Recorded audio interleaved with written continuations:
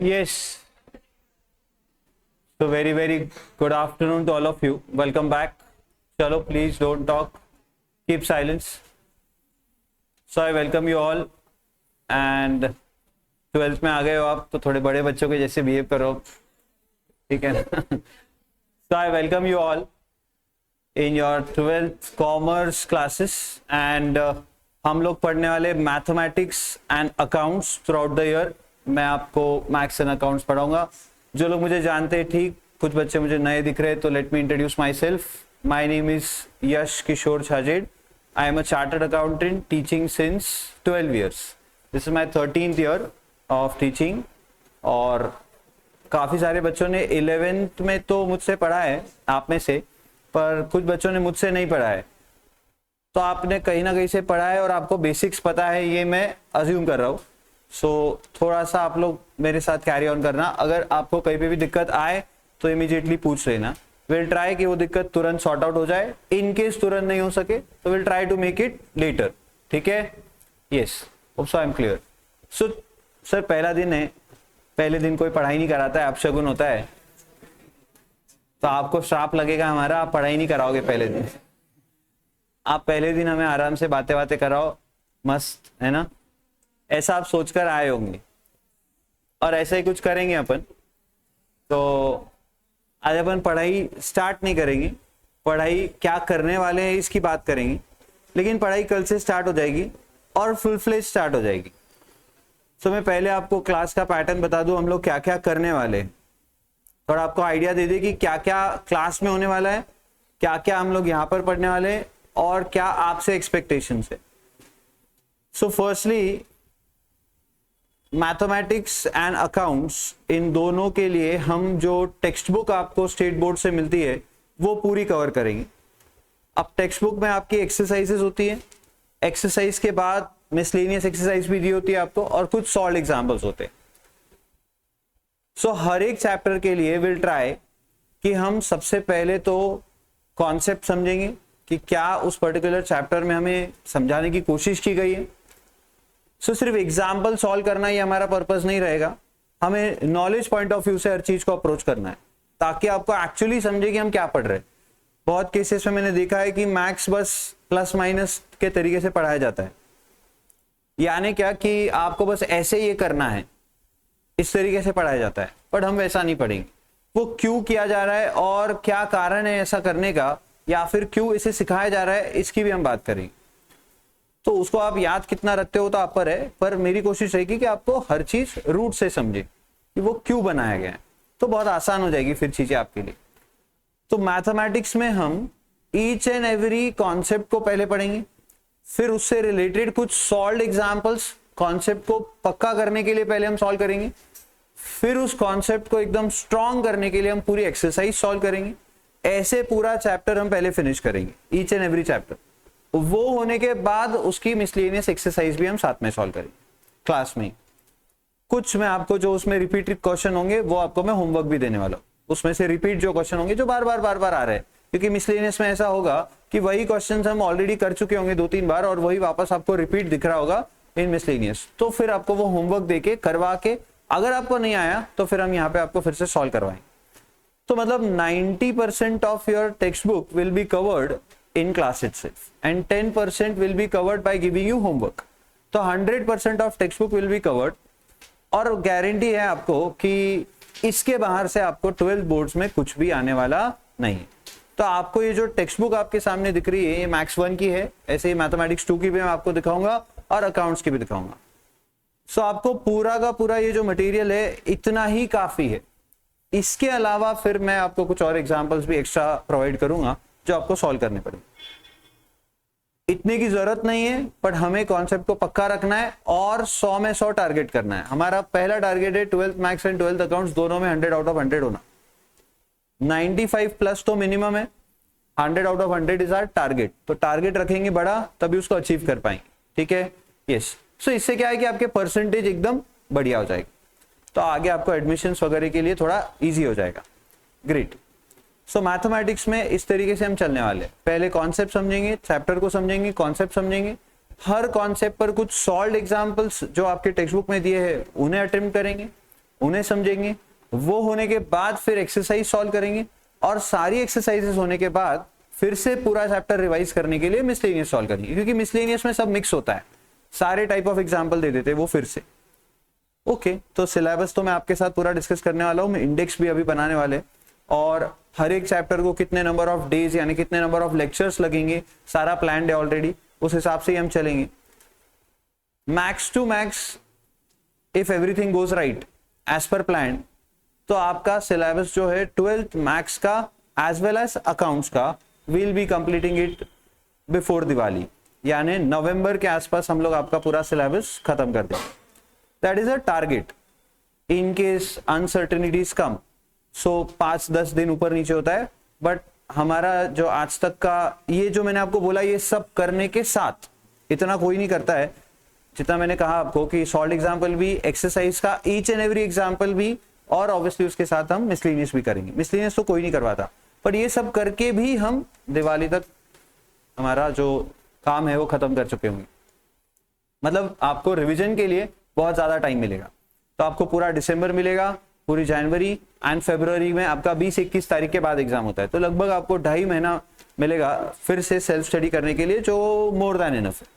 उतने टाइम में आप आराम से पूरी वापस से सेल्फ स्टडी रिवीजन कर सकते हो। अच्छा, रिवीजन का भी बता देते, हम लोग 2 रिवीजन कंडक्ट करेंगे। एक रिवीजन आपका होगा जब आपका पूरा सिलेबस खत्म होगा उसके तुरंत इमीडिएट बाद, यानी आपको तुरंत फिर से पूरा सिलेबस एक बार हम ब्रशअप करा देंगे कि ये हमने पढ़ा है, ये चैप्टर में ऐसा ऐसा है, और इंपॉर्टेंट क्वेश्चंस भी तभी हम मार्क कर देंगे ताकि जब आप रिवीजन करो, सेल्फ स्टडी करो, तो आप उन क्वेश्चंस को अच्छे से कर लो, क्योंकि बड़ा प्रिडिक्टेबल होता है 12th बोर्ड्स का पेपर। वो हम जैसा प्रिडिक्ट करते हैं लगभग 75% तो आज तक वैसे ही आया है जैसा हमने प्रिडिक्ट किया वैसा। और फिर एक रिवीजन हम आपकी लेंगे जब आपकी फरवरी में बोर्ड्स की फाइनल एग्जाम रहेगी, उसके पहले फरवरी के फर्स्ट वीक में, क्योंकि आप तब तक खुद से पूरा पढ़ चुके हो, तब आपके जो भी डाउट्स है वो सब वो रिवीजन सेशन के वक्त हम कवर करेंगे। तो तब हम सिर्फ एग्जाम्पल सॉल्व करते हैं जो एग्जाम पॉइंट ऑफ व्यू से जरूरी है, और आपके डाउट सॉल्व करते हैं, और एक बार आपको सारे फॉर्मूलाज फिर से रिवाइज करा देते हैं। अब फॉर्मूला की बात निकली है तो फिर सर फॉर्मूला की भी बात कर ही लो, तो फॉर्मूलाज काफी सारे आने वाले, और हर एक चैप्टर में कॉन्सेप्ट्स भी है बहुत सारे। उसके साथ साथ उन कॉन्सेप्ट्स को सिंपल करने के लिए हमने कुछ मेमोरी टेक्निक्स बनाई है कि आपको वो याद रहे। ठीक है, जैसे आपको याद होगा मैंने आपको 11th स्टैंडर्ड में जब को रिलेशन पढ़ाया था, तो उसका जो बड़ा फॉर्मूला था वो हमने मस्त एक पोएम के जैसे याद किया था, इफ यू रिमेंबर, करेक्ट। तो वैसा यहाँ पर हमने काफी सारे चैप्टर्स में थोड़ी क्रिएटिविटी बना के कुछ मेमनॉनिक्स बनाए हैं, उनको मेमोरी टेक्निक्स भी आप बोल सकते हो इजी वे में। मेमोरी टेक्निक्स यानी क्या, तो आपको वो चीज याद रखने के लिए एक टेक्निक हम देंगे जिससे आपको उसको भूलने का चांस ही नहीं है फिर। तो वो सारी टेक्निक्स हम आपको सिखाएंगे भी, और वो हम आपको एक फॉर्मूला बुक प्रोवाइड करेंगे, उसमें भी आपको सारी मिल जाएगी। ऐसा कुछ आपका एक फॉर्मूला बुक रहेगा जो आपको दिया जाएगा, but this will be given along with accounts का चार्ट बुक। तो अकाउंट्स का एक चार्ट बुक भी आपको मिलेगा जिसमें हर चैप्टर हमने एक पेपर पे लेके आ गए। ठीक है, तो इसमें भी कैसा है कि सारे जो चैप्टर्स है आपके वो इस तरीके से मैंने शॉर्टकट में यहाँ पे लिख दिए है, हार्डली 2-3 पेजेस, वो भी ये पॉकेट साइज बुक है, इतना सा ये बुक रहेगा, मतलब आप कहीं पे भी इसको कैरी कर सकते हो, रिवाइज कर सकते हो पूरा सिलेबस। तो इसमें सारे फॉर्मूलाज, सारे कॉन्सेप्ट्स एकदम इजी वे में लिखे हुए हैं जो क्लास में हम डिस्कस करेंगे। तो ये बुक आपको फ्री ऑफ कॉस्ट मिलेगी, इसके लिए आपको कोई पैसा देने की जरूरत नहीं है क्योंकि आपने क्लास ज्वाइन किया इसके लिए। हाँ, आपके अगर दोस्त जो क्लास ज्वाइन नहीं कर रहे अगर वो भी खरीदना चाहे तो खरीद सकते हैं, पर उनको पैसे देने पड़ेंगे। ठीक है, और उनको पढ़ के समझेगा कि नहीं समझेगा आई डोंट नो। ये कुछ हमारे टॉपर्स है, देख लो आप, आपको यही अचीव करना है।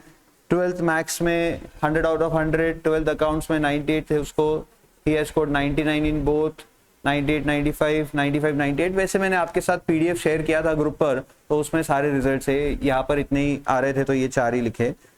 ओके, ऐसा ही सेम 12th अकाउंट्स का चार्ट बुक भी आपको मिलेगा, जो कि मैं आपको थोड़ा सा बता दूं।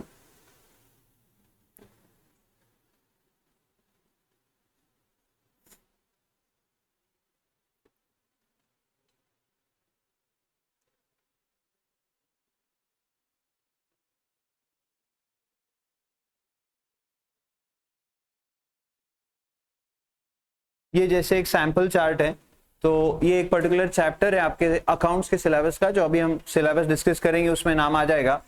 It is regarding admission of partner. तो आपने 11th में सारा प्रोप्राइटरशिप सीखा है, अब 12th में आप सारा पार्टनरशिप सीखने वाले हो।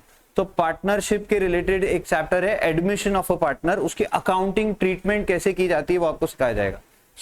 उसका पूरा सार यानी वो पूरा चैप्टर आपका एक पर्टिकुलर चार्ट में ही हमने लेके आ गए। तो ऐसा हर एक चैप्टर के लिए किया है। जो भी उस चैप्टर की इंपॉर्टेंट एडजस्टमेंट्स है वो सारी आपको ऐसे टेबल फॉर्मेट में मिल जाएगी, जो मैं पढ़ाते वक्त भी आपको सब समझा दूंगा कि ये कैसे रीड करना है, कैसे इसको यूज करना है। बाद में आपको रिवीजन करने के लिए बस इतना यूज करना है, पूरा टेक्स्ट बुक आपको लेके बैठने की जरूरत पड़ेगी नहीं। ऐसे हम लोग काम करने वाले। तो ये एक फॉर्मूला बुक आपको मिलेगा। इसके अलावा आपको हम देंगे ये चार्ट बुक 12th अकाउंट्स के लिए, 12th मैथ्स के लिए फॉर्मूला बुक। एक ही बुक में मैथ्स 1 और मैथ्स 2 दोनों के सारे फॉर्मूलाज कवर्ड है, बहुत काम आएगी आपको वो। एंड फिर आपको ये दोनों को यूज करना है अच्छी से और अच्छे मार्क्स मिला के हमको देना है, ठीक है। नोटबुक से रिलेटेड मैंने आपको कहा था कि आप अगर चाहो तो आपके पास कोई नोटबुक हो अनयूज्ड, आप उसे यूज कर लो, कोई प्रॉब्लम नहीं। वरना हमारे पास भी एक नोटबुक है जो 352 पेजेस की है, जो हमने खुद बनाई है। वो एक्चुअली सीए स्टूडेंट्स के लिए होती है। जो सीए का एग्जाम शीट होता है उसी साइज का पेपर उसमें यूज किया गया है हमने। तो वो भी आप हमसे चाहो तो मैथ्स 1 मैथ्स 2 के लिए खरीद सकते हो। 150 रुपीज का वो बुक हम प्रोवाइड करते हैं, वो आपको क्लास फीस में इंक्लूडेड नहीं है, तो क्लास में नहीं मिलेगा, वो आपको अलग से लेना पड़ेगा इन केस अगर आपको चाहिए तो। But it is a good, उसमें एक ही बुक में आपका पूरा आई थिंक मैथ्स 1 आ जाएगा एंड एक बुक मैथ्स 2 के लिए आपको अलग से लगेगा।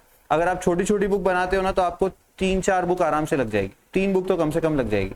तो 3 बुक संभालने से अच्छा है कि एक ही बुक बनाओ, उसी में सब कुछ इंडेक्स प्रॉपर बना दो, उसी में सारे चैप्टर्स आपके आ जाएंगे, तो बढ़िया आपको रिवीजन करने के लिए आसान रहेगा, ठीक है। That's it. So I hope I am clear till now. आपको अभी तक जो भी मैंने बोला इसमें कोई डाउट है तो पूछ लो। आपकी कोई एक्सपेक्टेशन हो तो बता दो कि सर 11th में हमने ये ऐसे पढ़ा है, हमको ये मालूम ही नहीं है, हमको तो ये पता ही नहीं है, तो अभी बता दो। तो उससे क्या होगा कि मुझे थोड़ा इजी हो जाएगा आपको आगे लेके जाना। हाँ,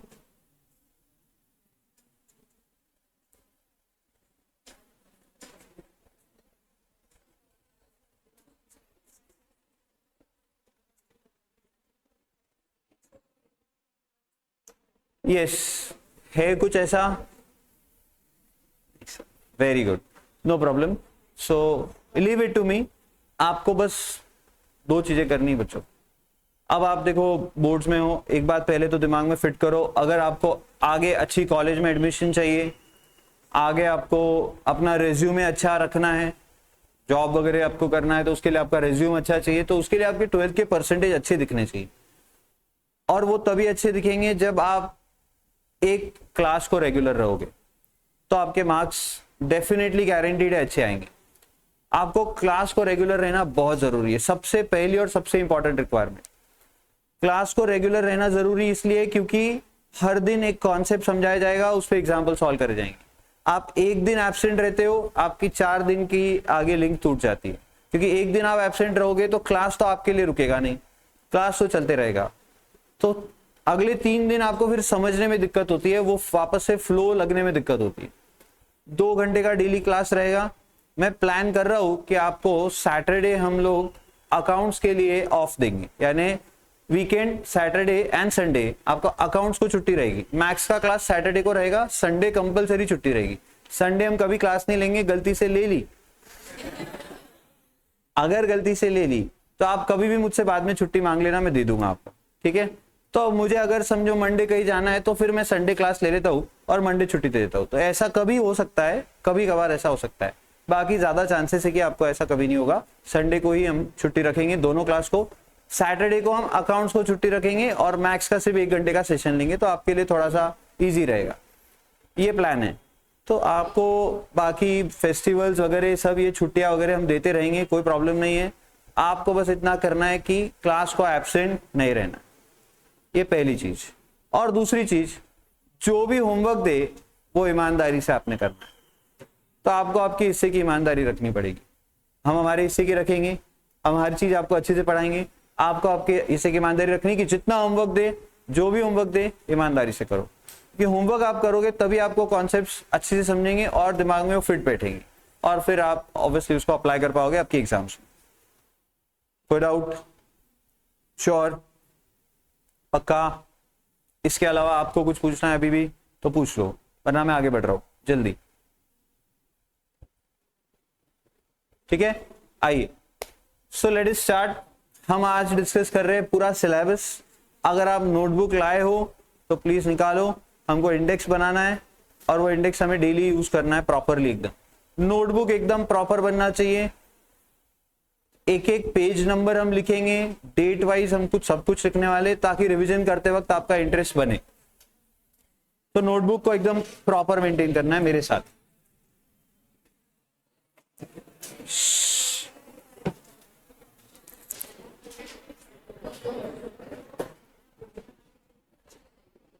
So please don't talk.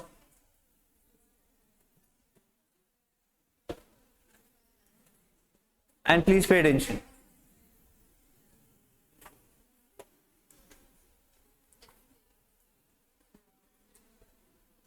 चलो स्टार्ट करें। So in all there are two maths, that is mathematics 1 and mathematics 2 जो हमें पढ़ना है। दोनों मैथमेटिक्स मिलाकर कुल मिलाकर आपको 16 चैप्टर्स पढ़ने हैं। कितने चैप्टर्स पढ़ने हैं? 16। मैथ्स 1 में 8 चैप्टर है, मैथ्स 2 में 8 चैप्टर है। तो मैं आपके साथ पूरा सिलेबस अभी डिस्कस कर रहा हूं। हर एक चैप्टर को कितना वेटेज है बोर्ड्स एग्जाम में, वो भी मैं आपके साथ बात करूंगा। और कौन से चैप्टर्स को आपने बहुत अच्छे से ध्यान देना है, क्योंकि वो बहुत इंपॉर्टेंट है, ये भी आपको अभी हम बता देंगे। इजी, डिफिकल्ट, हार्ड में भी अभी हम क्लासिफिकेशन कर देंगे कि कौन सा चैप्टर बहुत इजी है, कौन सा चैप्टर थोड़ा डिफिकल्ट है, कौन सा चैप्टर हार्ड है। किसको फिर आपको ज्यादा पढ़ाई करना है आपको समझ आएगा। तो सबसे पहले हम शुरू कर रहे हैं मैथमेटिक्स 1 से। आपको ये टेक्स्ट बुक डेली कैरी करना है खुद का अपने साथ, मैथ्स 1 का भी, मैथ्स 2 का भी। मैथ्स 2 का जब हम पढ़ेंगे तब लाना, अभी हम शुरुआत मैथ्स 1 से करने वाले कल से। तो आपको कल मैथमेटिक्स 1 का टेक्स्ट बुक लगेगा, नोटबुक लगेगा, एंड अकाउंट्स का भी टेक्स्ट बुक आपको डेली साथ में रखना है। अकाउंट्स का टेक्स्ट बुक आपने ऑलरेडी देखा होगा, आपने खरीद लेना है जल्द से जल्द। बाद में फिर ये ना स्टॉक से निकल जाते हैं तो मिलते नहीं जल्दी, फिर ये महीने 1.5 महीने बाद ही मिलते हैं तो दिक्कत होती है। तो आपने जल्द से जल्द खरीद लेना जहां से भी आपको खरीदना है। तो टेक्स्ट बुक आपको डेली कैरी करना है, और एक लॉग बुक आपको ले लेना है। लॉगरिथम्स बुक पता है आपको? लॉग बुक आपके पास होगा, सभी के पास लगभग 11th में लगता है आपने यूज किया होगा। तो उसको आपको आपके पास रखना है और उसको भी कैरी करना है साथ। अच्छा, आप में से किसका किसका मैथमेटिक्स नहीं है? का मैथ्स नहीं, और किसका नहीं है मैथ्स? तो आप अभी जो मैं सिलेबस लिख रहा हूं आप नहीं लिखोगे, बाकी जिनका जिनका मैथ्स है वो सारे लिखेंगे। ठीक है, फिर अकाउंट्स का जब हम डिस्कशन करेंगे तो अकाउंट्स वाले अकाउंट्स पे लिखेंगे। तो let us start with mathematics 1।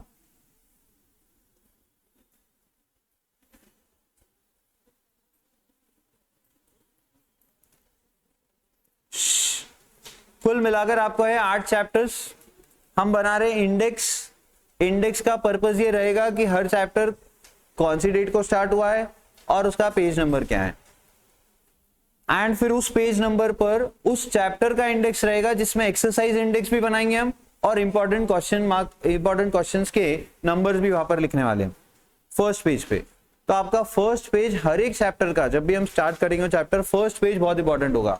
तो यहां से इस इंडेक्स से हमें वो पेज का रेफरेंस मिलेगा उस चैप्टर के, और उस पेज पर उस पर्टिकुलर चैप्टर की हर एक्सरसाइज आपके नोटबुक में कौन से पेज नंबर पर है ये मिलेगा। एंड उसके अलावा हमें फर्स्ट पेज पर इंपॉर्टेंट क्वेश्चंस भी मिल जाएंगे उस पर्टिकुलर चैप्टर के, ताकि वो रिवीजन करने में हमें हेल्प करे। तो ये सिस्टमैटिकली बराबर बनाओगे आखिरी दिन तक, तो आपकी नोटबुक बहुत अच्छी बनेगी, पढ़ने में काम आएगी। ठीक है, तो ये रहा आपका इंडेक्स।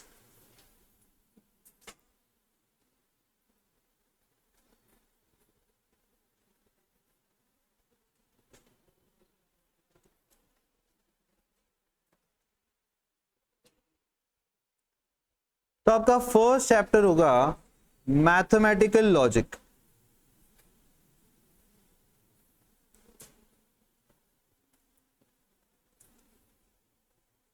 तो फर्स्ट हम स्टार्ट भी इसी से करेंगे। Very very very easy chapter, तो इसको आप इजी वाली कैटेगरी में डालोगे। अभी कुछ लिखना नहीं है, बस सुनना है कि कौन सा इजी, कौन सा हार्ड, कौन सा डिफिकल्ट है। बाद में मैं समझा दूंगा आपको।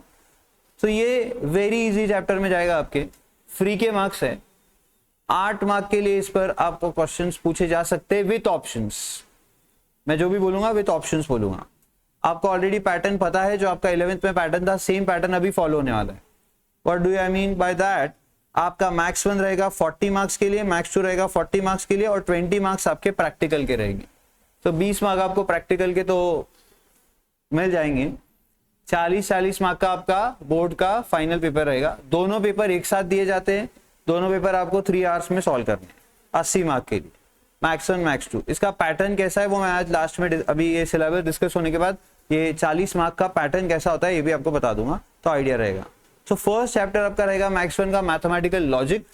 Very simple chapter, very easy chapter. यहाँ पर हम लॉजिक क्रिएट करेंगे, सेंटेंस कैसे बनता है, उससे स्टेटमेंट कैसे बनता है, और उस स्टेटमेंट की ट्रुथ वैल्यूज कैसे निकाली जाती है। इस चैप्टर का अगर आपको रफ में अभी यूज बताऊं कहाँ होता है, तो इसको लॉ मेकर्स या जज भी इसको यूज करते हैं। जो डिसीजन मेकर्स होते हैं वो इनको यूज करते हैं, जिनको डिसीजन लेना है on statements made by some people, तो वहां पर ये यूज होता है। और भी कुछ जगह पे यूज होता है, थ्रू आउट द चैप्टर आपको बताते रहेंगे। देन सेकेंड चैप्टर आएगा मैट्राइसिस। क्या आप सभी को याद है 11th में आपने डिटर्मिनेंट्स नाम का एक चैप्टर पढ़ा था, मैथमेटिक्स 2 चैप्टर नंबर 6 डिटर्मिनेंट्स, या मैथ्स 1 में था शायद आपके, मैथ्स 1 चैप्टर 6 डिटर्मिनेंट्स। तो वो डिटर्मिनेंट्स आपने जो पढ़ा था वो था बेस, उसका आगे का वर्जन है मैट्राइसिस। बड़ा इंटरेस्टिंग चैप्टर है सर। इसको इजी, डिफिकल्ट, हार्ड क्या बोलोगे आप? तो आई वुड से 50-50, यानी it is easy and difficult का मिक्सचर है। पर ओवरऑल अगर देखें तो आपके पॉइंट ऑफ व्यू पे डिपेंड करता है। किसी बच्चे को ये बहुत इजी लगता है, किसी बच्चे को थोड़ा सा ही ट्रिकी लगता है। तो practice will make you perfect. Practice कर लोगे बहुत आसान है, कुछ भी नहीं लगेगा। तो मैट्राइसिस हम लोग पढ़ेंगे, इसके यूसेज भी हम देखेंगे, इसका एप्लीकेशन भी है। इतना बढ़िया सिलेबस है आपका 12th का मैथ्स का कि आपको सिर्फ कॉन्सेप्ट समझाया नहीं है, इन्होंने स्पेसिफिक चैप्टर दिए है एप्लीकेशंस के भी। यानी क्या, तो आप पहले समझो क्या सिखा रहे और फिर वो कहाँ यूज होता है वो भी आपको सिखाने वाले, और उसके एग्जाम्पल्स भी है आपको। तो इससे आपको उसका प्रैक्टिकल केस स्टडी मिल जाता है, तो बहुत मजा आएगा आपको इसको। तो ये रहेगा चैप्टर नंबर 2 आपका मैट्राइसिस। सर इसका वेटेज, अगेन आप इसका वेटेज समझ के चलो 6 to 8 मार्क्स, 6 to 8 मार्क्स का वेटेज इसको रहेगा। देन थर्ड चैप्टर आपका रहेगा डिफरेंशिएशन।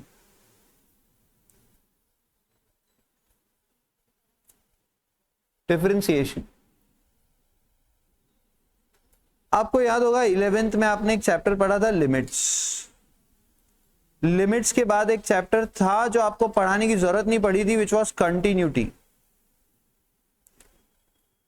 यहां से जो ये लिमिट्स जो है ना, ये कैलकुलस का पार्ट है। कैलकुलस एक ब्रांच है मैथमेटिक्स की।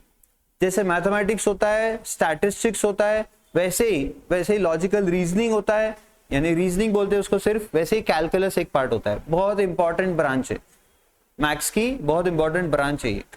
कैलकुलस की शुरुआत होती है लिमिट्स से। सबसे पहले हम एक फंक्शन की लिमिट्स निकालना सिखाते हैं, एक फंक्शन की लिमिट को इवैल्यूएट करना और वो एग्जिस्ट करती है कि नहीं करती ये चेक करना समझाते हैं। फिर उस फंक्शन की कंटिन्यूटी को चेक करते हैं ताकि उसे क्या कर सके, डिफरेंशिएट कर सके। डिफरेंशिएशन क्या है, जो एकदम शॉर्ट में, रेट ऑफ चेंज। कोई एक चीज बदल रही है तो उसकी वजह से दूसरी चीज में कितना चेंज आ रहा है, ये मैथमेटिकली कैलकुलेट करना डिफरेंशिएशन का काम। तो यहाँ पर हम जब डिफरेंशिएशन हम स्टार्ट करेंगे तो पहले हमें थोड़ा सा लिमिट्स एंड कंटिन्यूटी को वापस से थोड़ा सा रिवाइज करेंगे और फिर उसको वापस बिल्ड करेंगे डिफरेंशिएशन इस कॉन्सेप्ट में। बहुत इंपॉर्टेंट चैप्टर है ये। चैप्टर ऐसा है कि आपको ये समझा और इसको आपने अच्छी से अटेंड किया, रेगुलर रहे इसके टाइम पर, तो आपको 4th समझेगा, फिर आपको 5th समझेगा, फिर ही आपको 6th समझेगा, फिर ही आपको 7th समझेगा, और ये सब समझा तो ही 8th चैप्टर समझेगा। मतलब सर सिर्फ एक चैप्टर से सारे चैप्टर इंटरलिंक्ड है। तो 3rd, 4th, 5th, 6th, 7th and 8th पूरा मैथ्स 1 इसके आगे का इस चैप्टर पर निर्भर करता है। जितना अच्छी से आप ये सीखोगे उतना अच्छी से आपको अगले चैप्टर समझेंगे और सारा फिर आपका जो सिलेबस है मैथ्स 1 का वो कवर होगा। तो पहले दोनों अलग है, कॉन्सेप्ट भी अलग है, चैप्टर्स भी अलग है, सब कुछ अलग है। 3rd चैप्टर से सब कुछ इंटरलिंक्ड है और पूरा का पूरा जो ये पार्ट है यहाँ से आगे का ये कैलकुलस का है। इसमें से पहले दो पार्ट्स लिमिट्स एंड कंटिन्यूटी आपके 11th में है, डिफरेंशिएशन भी 11th में था, डिफरेंशिएशन भी आपको 11th में सिलेबस में है, पर आपके कॉलेज में पढ़ाया नहीं था। तो हमने भी आपको अननेसेसरी बर्डन नहीं दिया था कि हमको 12th में पढ़ना ही है तो हम 12th में अब बेसिक से पढ़ेंगे, तो उल्टा अच्छा हुआ। वरना होता क्या है कि 11th में थोड़ा पढ़ते, बच्चों को याद कुछ रहता है नहीं, फिर 12th में वापस से पढ़ाना ही पड़ता है। तो बेटर हुआ कि 12th में आप पूरा फ्रेश पढ़ोगे तो ज्यादा अच्छे से समझेगा, हमें भी पढ़ाने में मजा आएगा। तो डिफरेंशिएशन हमारा ये रहेगा चैप्टर नंबर 3। बेसिकली हम यहाँ पे निकालने वाले रेट ऑफ चेंज, कि एक फैक्टर में चेंज होने से दूसरे फैक्टर में जो चेंज हो रहा है वो कितना हो रहा है, और ये कहाँ यूज होता है, ये आएगा चैप्टर नंबर 4 में, जिसे हम कहते हैं एप्लीकेशन ऑफ डेरिवेटिव्स। तो डिफरेंशिएशन का दूसरा नाम डेरिवेटिव्स भी है। कभी कहीं देखा है ऐसा कुछ? देखा होगा आपने ऐसा कुछ। तो ऑब्वियसली यही हम यहां सीखने वाले। अब ये क्या है ये सब आपको बाद में समझाएंगे। आइजैक न्यूटन बाबा, उनसे हम मिलेंगे। 26 साल की उम्र में उन्होंने ये सारे कॉन्सेप्ट्स बनाए थे। किस पर से? तो उन्होंने एप्पल सर पे गिरा तो बोले एप्पल तो गिर गया, ये एप्पल इतना सा गिर गया, वो मून क्यों नहीं गिरता है? तो इस पर से उन्होंने ये सारे कॉन्सेप्ट्स बनाए थे। और एक और एक जवाब दिया, एक और एक सवाल उनको पूछा गया था एक इंटरव्यू में कि ये जो रोटेशन ऑफ अर्थ है अराउंड द सन, इस पर डाउट्स हो गए थे बहुत सारे कि ये सिंपल रोटेशन नहीं है, ये अलग वे में रोटेट होता है, मतलब ये अपना डायरेक्शन चेंज करके रोटेट होता है। तो उस पर सवाल उठे थे। तो उनकी एक थ्योरी थी, उस पर काफी सवाल उठे थे। तो उन्होंने बोला ठीक है, अभी मेरे पास जवाब नहीं है, अभी मैं आपको जवाब नहीं दे रहा, मुझे थोड़ा टाइम दो, मैं आपको जवाब देता हूँ। एंड वो फिर गायब हो गए कुछ महीनों के लिए, और जब वो वापस आए तो ये सारे कॉन्सेप्ट्स लेके आए थे 26 ईयर्स की एज में। लिमिट्स, कंटिन्यूटी, डिफरेंशिएशन मतलब derivatives, integration, definite integration and differential equations, ये सब बना के आए। और उससे फिर उन्होंने समझाया कि ये देखो ये ऐसा है।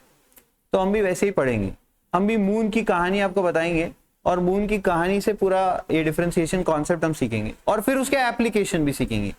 और आपको बड़ा ये शॉकिंग लगेगा, लेकिन ये जो डिफरेंशिएशन है ये हमारे कॉमर्स स्टूडेंट्स के लिए बहुत इंपॉर्टेंट है।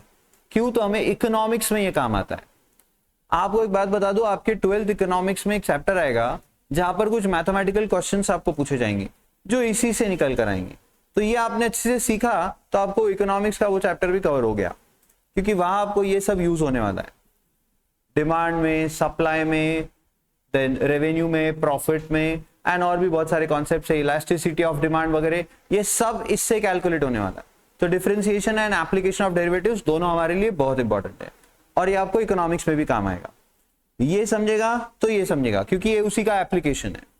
अब ये दोनों समझेंगे तो ही आपको अगला चैप्टर समझेगा, that is what integration. Now what is integration? तो it is reverse process of differentiation. इसका रिवर्स प्रोसेस है। क्या आप लॉग एंड एंटी लॉग का रिलेशन समझते हो? लॉग एंड एंटी लॉग का रिलेशन पता है आपको? सर लॉग का इफेक्ट हटाने के लिए भी take anti log. Same differentiation and integration का रिलेशन है। Integration is the reverse process of differentiation. ठीक है, हाँ, बाकी बातें बाद में होगी। तो इंटीग्रेशन हम 5th चैप्टर पढ़ेंगे, जो कि इसी का फ्लो है। ये सब कैलकुलस चल रहा है अभी पूरा, 3rd, 4th, 5th, अब 6th। इसी इंटीग्रेशन को फिर हम डेफिनाइट करेंगे। तो डेफिनाइट इंटीग्रेशन हमारा रहेगा chapter number 6। Definite integration would be chapter number 6। Sir definite मतलब क्या? तो यहां पे वो इनडेफिनाइट रहेगा। अब ये इनडेफिनाइट यानी क्या और डेफिनाइट यानी क्या, ये तो आपको जब हम समझाएंगे तभी समझेगा। अभी समझा के कोई फायदा नहीं, कुछ पल्ले नहीं पड़ेगा। तो हम उसको यहाँ डेफिनाइट करेंगे, कुछ उसकी प्रॉपर्टीज भी हम सीखते हैं यहाँ पे। Then comes chapter number 7। Sir अब सीख गए इंटीग्रेशन, तो इसको अप्लाई भी करवाओ। तो एप्लीकेशन ऑफ डेफिनाइट इंटीग्रेशन। तो जब हम इंटीग्रेशन को डेफिनाइट कर देंगे, उसके बाद उसके एप्लीकेशन सीखेंगे। अब इसके एप्लीकेशंस जो है ना वो बहुत कॉम्प्लेक्स है और बहुत सारे। पर पता नहीं क्यों इन्हें आप पे कितनी दया आ गई कि इन्होंने आपके सिलेबस में सिर्फ एक एप्लीकेशन रखा है डेफिनाइट इंटीग्रेशन का, सिर्फ एक। पहले तो भी पुराने सिलेबस में दो थे, पुराने सिलेबस में दो थे, अब आपके सिलेबस में तो सिर्फ एक एप्लीकेशन है और वो भी बहुत आसान है। अगर आपने ये दोनों चीजें सीखे तो ये एप्लीकेशन तो आपके लिए कुछ नहीं, सबसे आसान चैप्टर्स में रहेगा। 15-20 मिनट में आप इसको रिवाइज कर पाओगे एग्जाम के टाइम पर। ओके, तो एप्लीकेशन ऑफ डेफिनाइट इंटीग्रेशन, सिर्फ एक एप्लीकेशन आपको सीखना है। हाँ, डेरिवेटिव्स के हम 4 से 5 एप्लीकेशन सीखेंगे, लेकिन इंटीग्रेशन का सिर्फ एक एप्लीकेशन है। दूसरा होता तो मजा आता, बट वो है नहीं अब, तो आप मजे करो। एंड फिर आएगा आपका चैप्टर नंबर 8, लास्ट चैप्टर, जो रहेगा differential equations and it's applications. तो अभी ये जो मेरे सीए फाउंडेशन के स्टूडेंट्स है, अभी हम इसके पहले फाउंडेशन का ही बैच चल रहा था, हम इक्वेशंस चैप्टर ही पढ़ रहे हैं, अगर आपको याद हो तो हमने उसमें सिंपल लीनियर इक्वेशन पढ़े, और इवन आपने इक्वेशन सभी बच्चों ने पहले भी पढ़ रखे, 10th आप सारे पास होकर आए हो, सो आपको पता ही होगा इक्वेशंस में टाइप्स क्या है। तो simple linear equation in 1 variable, simultaneous equations in 2 variable, in 3 variable, and then quadratic equation, cubic equation, power 4 equations, बराबर है। हाँ, ये सारे टाइप्स ऑफ इक्वेशंस है। अब इसमें एक और इक्वेशन ऐड हो जाएगा जिसे कहते हैं डिफरेंशियल इक्वेशन। एक नया टाइप ऑफ इक्वेशन आपको हम सिखाएंगे, पहले बनाना सिखाएंगे, फिर उसे सॉल्व करना भी सिखाएंगे, और फिर उसके एप्लीकेशंस भी सिखाएंगे कि कहाँ इसे यूज किया जा सकता है। बड़ा इंटरेस्टिंग है ये, कुछ अलग आपको यहाँ पर सीखने मिलेगा जब हम डिफरेंशियल इक्वेशन के एप्लीकेशन सीखेंगे। मोस्ट प्रोबेबली हमारा लास्ट चैप्टर रहेगा जब हम सिलेबस खत्म कर रहे होंगे, बराबर है। हाँ, so that is my mathematics 1 syllabus. अब इतने सालों से मैं ये पढ़ा रहा हूँ और मैं बच्चों की मेंटालिटी समझता हूँ, तो मैं आपको बताना चाहता हूँ कि पूरा सिलेबस पढ़ लेने के बाद जो आपके मोस्ट फेवरेट टॉपिक्स रहेंगे वो कौन से रहेंगे। It completely depends how you attend the classes. Regular आप अटेंड करोगे तो मैं जो बोल रहा हूँ वो सच होगा, ठीक है। तो आपके फेवरेट चैप्टर्स कौन से रहेंगे? सबसे फेवरेट आपका रहेगा 3rd चैप्टर, सभी का, लगभग सभी का सबसे फेवरेट। फिर आपका 2nd फेवरेट रहेगा 1st, एंड फिर रहेगा 2nd, और फिर बाकी सब जो है वो आप पर डिपेंड करते हैं। आपको अच्छे लगे तो लगे, नहीं लगे तो लगे। हम सब कुछ आपको एकदम शॉर्टकट और एकदम इजी तरीके से पढ़ाने की कोशिश करें, ऐसा आपका ऑर्डर रहेगा। ये है आपका पूरा सिलेबस। सर आपने यहाँ से आगे हमको उनका जो वेटेज है मार्क्स का वो नहीं बताया, तो बता देता हूँ। तो derivatives and application of derivatives दोनों मिला के आप 15 से 16 मार्क पकड़ लो, ठीक है। फिर integration, definite integration and application of definite integration with options, ये भी आप 12 से 16 मार्क्स पकड़ लो। अब ये कम ज्यादा होते हैं, तो आप टोटल आपको 40 की जगह जो विथ ऑप्शंस पेपर आता है वो 50 प्लस का आता है, तो ऑप्शंस के साथ आपको ये सब मार्क्स में बता रहा हूँ।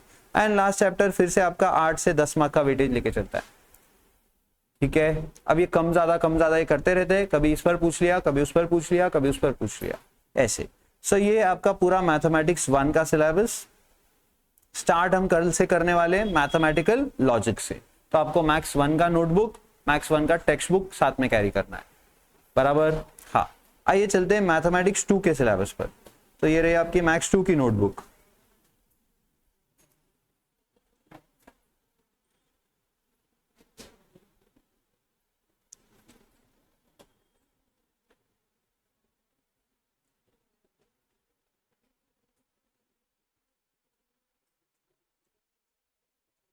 आई अगेन मैथ्स 2 में भी आपको कुल मिलाकर 8 चैप्टर्स पढ़ने हैं।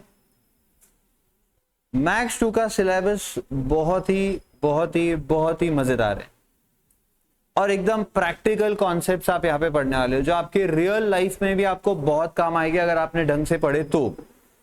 मैं आपको कुछ रियल लाइफ एग्जाम्पल भी इसमें यहां पर प्रैक्टिकली सॉल्व करवाने की कोशिश करूंगा। तो फर्स्ट चैप्टर आपका रहेगा calculation of commission, brokerage and discount. Sir मतलब ये तो नाम से ही बड़ा सिंपल लग रहा है, कमीशन कैलकुलेट करना है, ब्रोकरेज कैलकुलेट करना है और डिस्काउंट कैलकुलेट करना है। यहाँ पर ये डिस्काउंट जो है ये अलग कॉन्सेप्ट है। आप प्लीज यहाँ डिस्काउंट यानी ट्रेड डिस्काउंट और कैश डिस्काउंट मत समझ लेना 11th स्टैंडर्ड का। ये डिस्काउंट यानी बिल डिस्काउंटिंग वाला डिस्काउंट और इंटरेस्ट वाला डिस्काउंट, ये थोड़ा अलग है। हम इसे पढ़ेंगे जब आपको समझेगा। तो ये चैप्टर दो पार्ट्स में डिवाइडेड रहेगा। पहला पार्ट रहेगा हमारा कमीशन एंड ब्रोकरेज का और दूसरा पार्ट रहेगा डिस्काउंट का। दोनों अलग कॉन्सेप्ट्स है, दोनों अलग अलग चीजें हैं। तो पहले हम सिर्फ कमीशन और ब्रोकरेज कैसे निकलता है, कौन से टाइप के ब्रोकर्स होते हैं, क्या क्या ब्रोकरेजेस होते हैं अलग अलग प्रकार के, सारी बातें आपको समझाएंगे। और फिर आएगा क्या, डिस्काउंट, जिसमें हम बिल डिस्काउंटिंग सुना है कभी आपने? 11th में आपने अकाउंट्स में बैंक रिकंसिलिएशन स्टेटमेंट पढ़ा होगा। वहां पर एक बड़ा ही इंपॉर्टेंट डिफरेंस आता था कैशबुक पासबुक का, कुछ याद है क्या?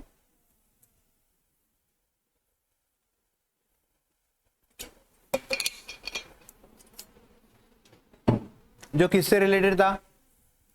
डिस्काउंट से रिलेटेड, कि हमने एक बिल डिस्काउंट करवाया था पर वो डिसऑनर हो गया तो बैंक ने उसके पैसे काट लिए पर हमने रिकॉर्ड नहीं किए। तो वहां तो आपको सब कुछ वो क्वेश्चन में लिख के दे देते थे, बट उसका कैलकुलेशन कैसे होता है वो यहाँ आएगा।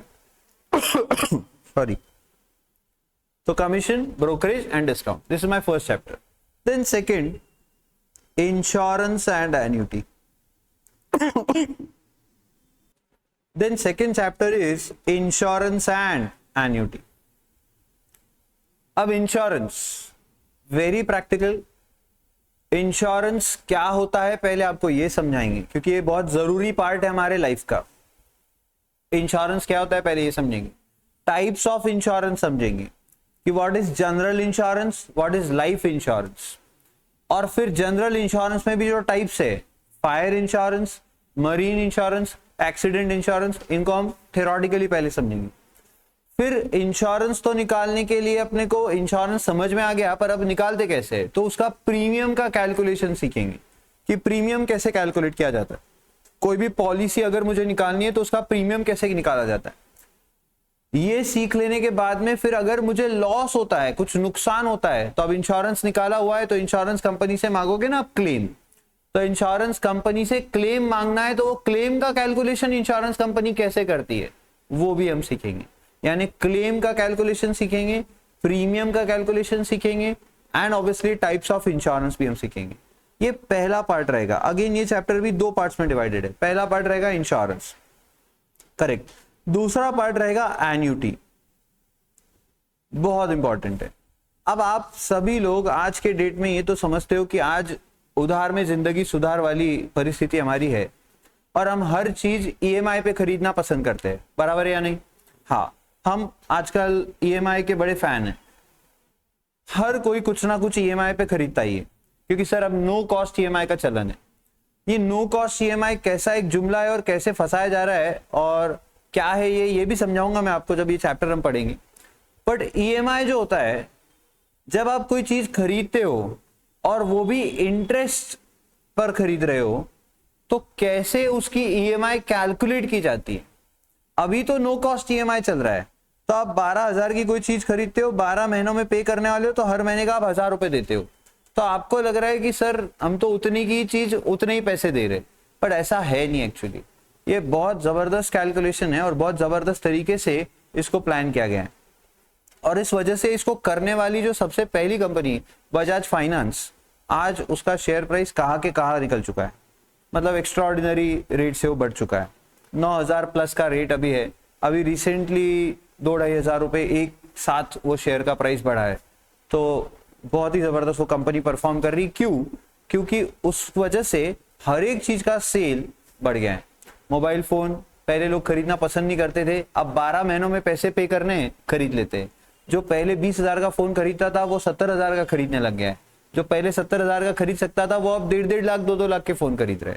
कब प्राइसेस फोन्स की बढ़ गई पता भी नहीं चला, अचानक से बढ़ गई, जबकि सस्ती होनी चाहिए थी प्राइसेस। तो क्यों? तो अब टेक्नोलॉजी तो एडवांस हो गई ना, अपने पास लेबर एक्सपर्ट हो गया है, तो अब ज्यादा प्रोडक्शन हो सकता है।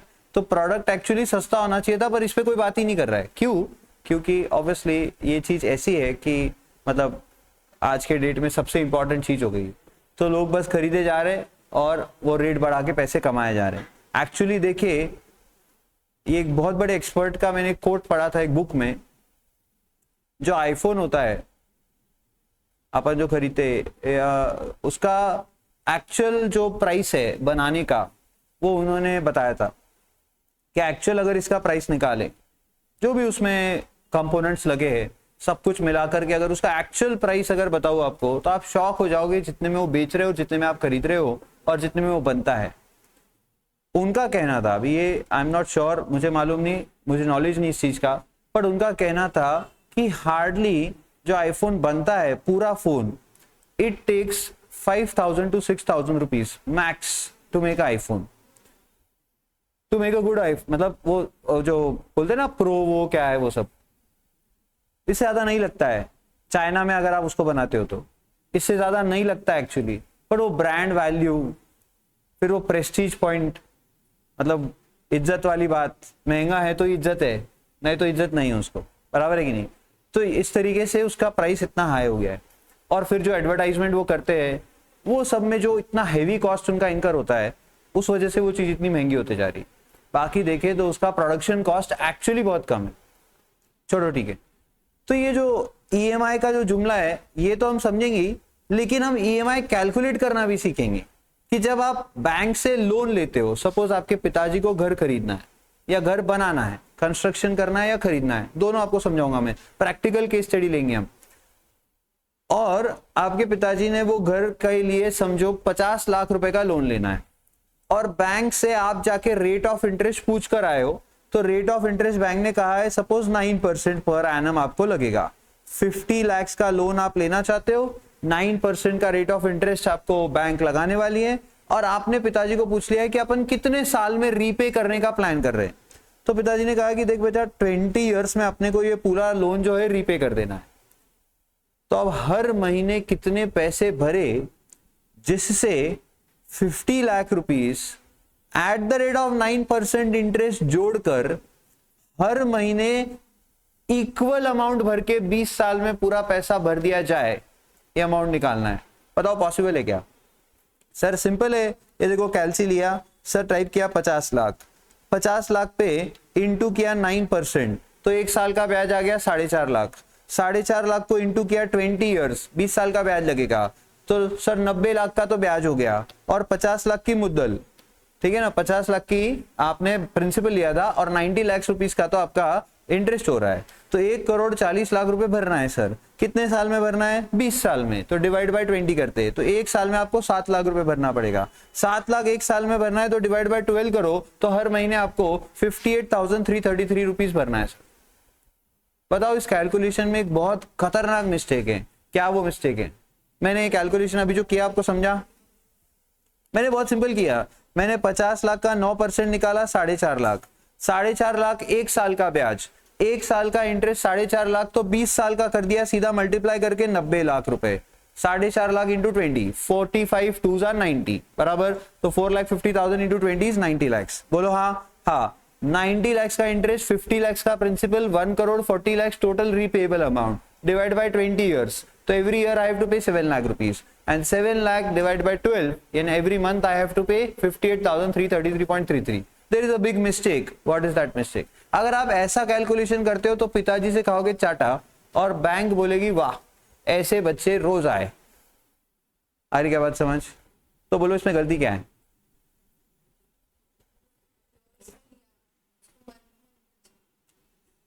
जो ईयर्स में लिया उसको मंथ्स में लेना चाहिए था। यू मीन टू से कि 4,50,000 इंटू 20 नहीं करना था, इंटू 240 करना था। ओ वाह,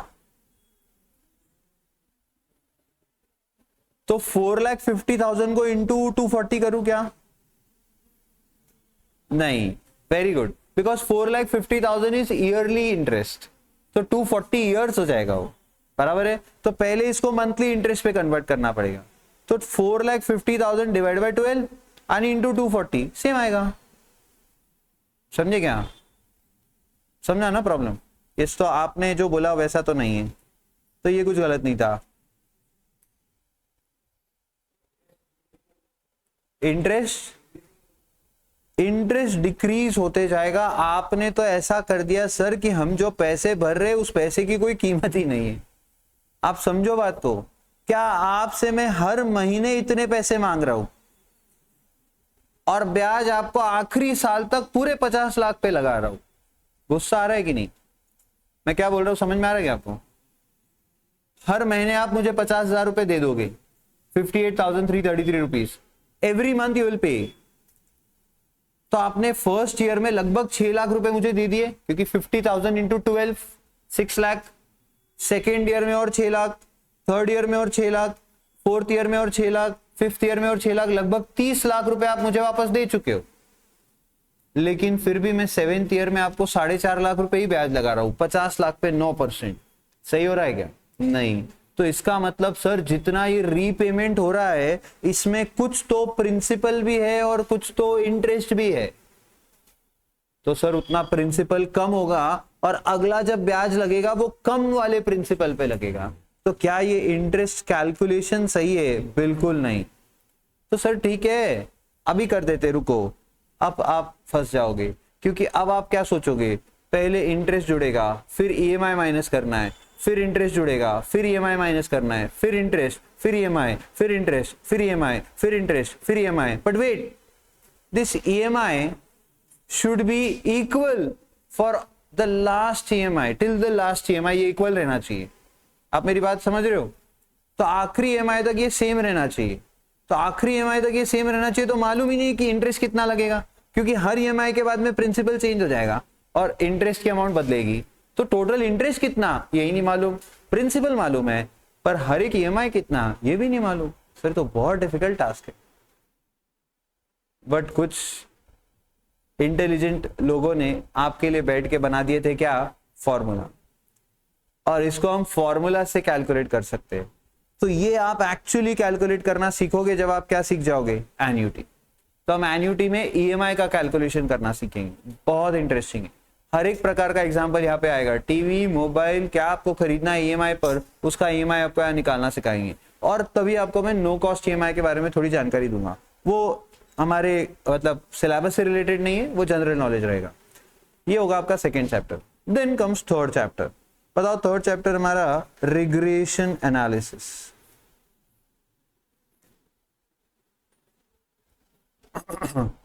इलेवेंथ में आपने कोरिलेशन नाम का एक चैप्टर पढ़ा था, कुछ याद है क्या? कोरिलेशन, दो वेरिएबल के बीच में हम कोरिलेशन निकालते हैं कि वो दोनों एक दूसरे से कैसे रिलेटेड है। Positive correlation, negative correlation, no correlation, ऐसा कुछ याद आ रहा है? स्मॉल आर से उसको डिनोट करते थे, दो फॉर्मूला से उसके, covariance of X Y upon standard division of X into standard division of Y. And और एक बड़ा फॉर्मूला था N summation X Y minus summation X into summation Y upon square root of N summation X square minus summation X का square into same for Y. ऐसा कुछ formula हमने सीखा था, जैसे हम दो वेरिएबल्स के बीच में कोरिलेशन को कैलकुलेट कर सकते हैं कि वो दोनों कैसे रिलेटेड है। करेक्ट। लेकिन अगर मैं आपसे कहूं दो वेरिएबल्स के बीच में मैंने कोरिलेशन निकाल लिया, एग्जाम्पल के लिए रेनफॉल एंड क्रॉप ग्रोथ, ये चलो और अलग एग्जाम्पल लेते हैं। Marks in mathematics and marks in accounts of students of n number of students, maths के मार्क्स और अकाउंट्स के मार्क्स, मैथ्स के मार्क्स और अकाउंट्स के मार्क्स में कोरिलेशन निकाला और वो पॉजिटिव कोरिलेशन आया। कौन सा कोरिलेशन आया? पॉजिटिव। इसका मतलब क्या है कि जिसे मैथ्स में अच्छे मार्क्स है उसे अकाउंट्स में भी अच्छे, और जिसे मैथ्स में खराब मार्क्स है उसे अकाउंट्स में भी खराब मार्क्स।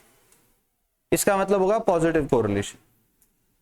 तो सर कोरिलेशन कैलकुलेट करने के लिए क्या लगेगा? तो कुछ 10-12 बच्चों के मार्क्स का डेटा लगेगा और कुछ नहीं। फिर फॉर्मूला अप्लाई करो, एक को x मानो एक को y मानो, फॉर्मूला अप्लाई करो, आपको दोनों के बीच कैसा रिलेशन है पता चल जाएगा। बट क्या ये उन 10 बच्चों के बेसिस पे रहेगा? हाँ, बच्चे बदल जाएंगे, कोरिलेशन बदल सकता है, बदल सकता है, क्योंकि हर एक के मार्क्स अलग अलग रहेंगे। ठीक है सर, ये तो हम कर सकते हैं समझो। पर आपको मैं नया प्रॉब्लम बोल रहा हूं अब कि 10 बच्चों का डेटा मैंने आपको दिया, कोरिलेशन आपने निकाला, आपने कहा पॉजिटिव कोरिलेशन है, बट अब मेरी रिक्वायरमेंट बढ़ गई है, अब मैं कह रहा हूं कि मैंने 11th बच्चे के आपको मैथ्स के मार्क्स बता देना है, आप उसके अकाउंट्स के मार्क्स एस्टिमेट करके बताओ। सर यानी अब सिर्फ रिलेशन नहीं, अब प्रिडिक्शन भी होने वाला है। अभी तक हम सिर्फ देख रहे थे जो हुआ है उसमें क्या रिलेशन है, जो हो चुका है उसमें क्या रिलेशन है, लेकिन अब हम क्या करेंगे कि अगर आप एक की वैल्यू बताओगे तो हम दूसरे की वैल्यू भी प्रेडिक्ट करके आपको बता सकते हैं, एस्टिमेट कर सकते हैं। जैसे मैंने रेनफॉल और क्रॉप ग्रोथ का एग्जांपल आपको दिया, जितनी ज्यादा रेनफॉल उतना ज्यादा क्रॉप ग्रोथ, जितना कम रेनफॉल उतना कम क्रॉप, मतलब वो खाने पीने के लिए अपने जो क्रॉप्स उगते हैं वो कम उगेंगी, बराबर। हाँ, तो सर रेनफॉल ज्यादा क्रॉप ज्यादा, रेनफॉल कम क्रॉप कम, पॉजिटिव कोरिलेशन है। कोरिलेशन तो हो गया। अब मैं कह रहा हूं कि अगले साल का मैंने जो हवामान वाला विभाग है, मेट्रो क्या बोलते हैं उसको, क्या नाम होता है उनका, कुछ तो नाम होता है उनका, कोई एक डिपार्टमेंट होता है मेट्रो, कुछ तो मेट्रोलॉजिकल डिपार्टमेंट होता है, ऐसे ही कुछ नाम होता है, बराबर बोल रहा हूं मैं, आपको नहीं पता है। तो मेट्रोलॉजिकल डिपार्टमेंट है ना, आपको बता सकता है कि नेक्स्ट ईयर कितनी बारिश गिरने वाली। वो कैसे बताते हैं, तो वो प्रेडिक्ट करते हैं कि जो इवेपोरेशन हो रहा है इन दी ओशंस वो कितना रेट से हो रहा है, वहां उन्होंने ऑलरेडी कुछ डिवाइसेस सेट कर रखे होते हैं, उससे उनको अंदाजा लग जाता है। तो मैंने उनसे एक डेटा निकाला कि अगले साल कितनी बारिश होगी बताओ, और वो डेटा दे दिया स्टूडेंट्स को कि ये लो अगले साल इतनी बारिश होगी, बताओ कितना क्रॉप आएगा। तो को रिलेशन से आप ये नहीं कर सकते थे, को रिलेशन से सिर्फ आप ये कर सकते थे कि जो डेटा मिल चुका है, जो हो चुका है, उनसे आप बता सकते थे कि ये दोनों वेरिएबल्स में क्या रिलेशन है। लेकिन रिग्रेशन से आप क्या कर सकते हो, आप एक से अगला वेरिएबल कैलकुलेट कर सकते हो, यानी आपको रेनफॉल पता चलेगी तो आप क्रॉप ग्रोथ पता कर सकते हो कि कितना क्रॉप उससे आएगा। समझ में आ रही बात? हाँ ठीक है। तो रिग्रेशन एनालिसिस में हम ये सब सीखेंगे, बहुत इंटरेस्टिंग और फॉर्मूला बेस्ड चैप्टर रहेगा फिर से regression analysis. Then fourth chapter सबसे आसान, index numbers. Index numbers basically आपने सेंसेक्स सुना होगा, निफ्टी सुना होगा, बैंक निफ्टी, निफ्टी इंडेक्स, सेंसेक्स भी एक इंडेक्स है। तो सेंसेक्स ये इंडेक्स है, ये किस बात का इंडेक्स है, तो ये जो कंपनीज हमारे देश में काम कर रही है उन सब की शेयर प्राइसेस का ओवरऑल इफेक्ट बताता है। तो अगर सेंसेक्स बड़ा है इसका मतलब ये होता है, अगर समझो आज सेंसेक्स 500 पॉइंट्स बढ़ा है, एग्जाम्पल के लिए 500 पॉइंट्स बढ़ा है, तो इसका मतलब ये है कि जितने भी शेयर्स हमारे सेंसेक्स में आते हैं, बीएससी हो या NSC, national stock exchange and Bombay stock exchange, दो स्टॉक एक्सचेंजेस हमारे यहाँ बेसिकली काम करते हैं। ऐसे तो बहुत सारे थे पहले, कलकत्ता स्टॉक एक्सचेंज था, मद्रास स्टॉक एक्सचेंज था, बाद में ये सब बंद कर दिए गए। अभी मेजरली दो स्टॉक एक्सचेंजेस है, one is national stock exchange and the other is Bombay stock exchange. तो ये दोनों स्टॉक एक्सचेंजेस पर जो भी शेयर्स ट्रेड कर रहे हैं उन शेयर्स की प्राइसेस बढ़ी है कि कम हुई है, ओवरऑल इफेक्ट आपको दिखाता है सेंसेक्स। तो वही इंडेक्स नंबर होता है। तो हम ये और भी बहुत सारी चीजों में कर सकते हैं यूज, अलग अलग जगहों पर, कैसे और क्या बाद में समझेंगे। देन आएगा fifth chapter, again very very very easy, that is what time series. कोई चीज बढ़ रही है, अगर कोई शेयर का प्राइस बढ़ रहा है तो आगे और कैसे बढ़ेगा। अगर आप शेयर्स के बारे में सीखना चाहते हो या शेयर मार्केट में आपको इंटरेस्ट है, आगे आप शेयर मार्केट में कुछ कोर्स करना चाहते हो, तो ये आपको काम आएंगे दोनों भी चैप्टर, इंडेक्स नंबर भी और टाइम सीरीज भी। इसी से रिलेटेड बातें आपको फिर वहां पर आगे की जो बातें हैं वो वहां पर आपको समझने मिलेगी। तो ये बेसिक आपको पता रहेगा, तो वहां पे फिर जो आपको एडवांस सिखाएंगे वो आपको समझ में आने लगेगा। ये दोनों चैप्टर उसके लिए रिस्पॉन्सिबल रहेंगे। सो टाइम सीरीज इज बेसिकली कोई भी एक पर्टिकुलर वैल्यू की टाइम सीरीज, या कोई एक पर्टिकुलर प्रोडक्ट की प्राइसेस कैसे बढ़ते गई है तो आगे क्या होगी, कोई भी एक शेयर की प्राइसेस कैसी चली है, चार्ट देखते हैं ना अपन शेयर्स में, तो वो दिखता है कि अभी बढ़ रहा है, इतना बढ़ा है, तो आगे और क्या होगा, तो प्रेडिक्शन करते हैं। तो टाइम सीरीज में हम वही करना सीखते हैं कि कैसे वो किया जाता है। तो यहाँ पे थोड़े कुछ कैलकुलेशंस करते, कुछ कंपोनेंट्स होते हैं उसके जिसके बारे में समझते हैं पहले, और फिर हम यूज करते हैं उसको आगे का प्रेडिक्शन करने के लिए। देन आएगा chapter number 6, again very very easy. तो सर आपने फोर्थ भी इजी बोला, आपने फिफ्थ भी इजी बोला, और आप सिक्स्थ भी इजी बोल रहे हो। हाँ, तो सिक्स्थ भी बड़ा इजी है, linear programming problem.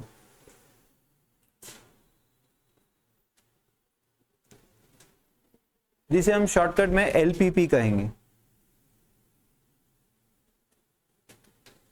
Compulsory question आएगा लीनियर प्रोग्रामिंग प्रॉब्लम पे, एक तो 4 मार्क्स का कंपलसरी आएगा, एक 3 मार्क्स का ऑप्शनल आ सकता है, यानी 7 से 8 मार्क आपका वेटेज इसको भी चलता है। सारे चैप्टर्स को इक्वल वेटेज है, इसलिए मैं वेटेज आपको बता नहीं रहा हूं। मैक्स 2 में सारे चैप्टर्स लगभग 5 to 8 इसी वेटेज में आते हैं, तो सब इक्वली इंपॉर्टेंट है, ठीक है। ऐसा कुछ नहीं कि इसी पे ज्यादा क्वेश्चन आएंगे और उसी पे कम आएंगे, बट इस पे कंपलसरी एक क्वेश्चन तो आता ही है 4 मार्क्स, एंड वैसे रिग्रेशन एनालिसिस पे एक क्वेश्चन कंपलसरी आता है 4 मार्क्स। तो 3rd and 6th पे कंपलसरी क्वेश्चन आएंगे, बाकी चैप्टर्स पे आ भी सकते नहीं भी आ सकते, मिक्स करते हैं तो ओके। तो linear programming problem would be my 6th chapter. अब इसमें 2 कॉन्सेप्ट्स आएंगे, one is to construct a problem and second is to solve a problem. अब प्रॉब्लम क्या होता है, तो मैं आपको एक प्रॉब्लम शेयर कर रहा हूं, आप मुझे इसका सॉल्यूशन अगर बता सको तो बढ़िया हो जाएगा। एक हॉस्पिटल है, वहां पर एक कैंटीन डिपार्टमेंट है, आपको उसका हेड बना रहे हम, ठीक है, आप उसके हेड बनने वाले हो। प्रॉब्लम आपके साथ शेयर कर रहे हैं कि हमें हॉस्पिटल के पैसे बचाने हैं। क्या करना है, हॉस्पिटल के पैसे कम खर्च करना है। आप कौन सा डिपार्टमेंट संभालने वाले हो, कैंटीन। हॉस्पिटल का एक रूल है, आजकल हॉस्पिटल्स में रूल होता है, बड़े हॉस्पिटल्स में, कि आपको खाना बाहर से लाना अलाउड नहीं है, जो हॉस्पिटल का कैंटीन है उसी का खाना आपको खाना पड़ेगा। तो हॉस्पिटल के कुछ न्यूट्रिशनिस्ट होते हैं, डॉक्टर्स होते हैं, वो उस पेशेंट की जरूरत के हिसाब से उसको कितना प्रोटीन जाना चाहिए, कितना मिनरल्स जाना चाहिए, कितना विटामिन जाना चाहिए, वो सब वो देखते हैं और उस हिसाब से उसकी डाइट को बना करके कैंटीन वाले को बोलते हैं कि ये सब हमें चाहिए बनाकर, ये फ्रूट चाहिए, ये वेजिटेबल चाहिए, ये दाल चाहिए, ये ऐसी रोटी चाहिए वगैरह वगैरह। वाहियात खाना होता है पर वो बनाने बोलते हैं और फिर वो कैंटीन वाले बना के पेशेंट को सर्व करते हैं। अब मैं जो हूं, मैं अकाउंट्स में हूं, मेरा काम है प्रॉफिट, पेशेंट, समझ रहे हो ना आप, मेरा काम, मैं डॉक्टर हूं क्या, नहीं। देखो जिसको जिसको अपना अपना काम करना पड़ेगा।